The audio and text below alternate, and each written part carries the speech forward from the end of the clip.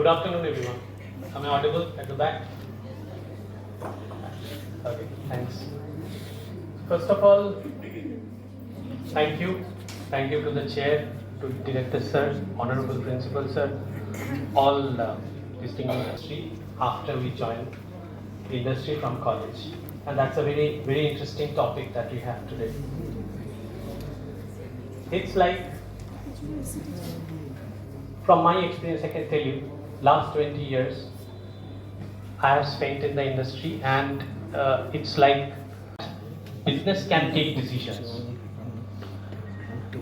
Now, as we are now with the emergence of AI and democratized technology stack that we have in the market today, it is even more going to be more faster. So sometimes they call it as digital transformation that is happening everywhere in all the enterprises.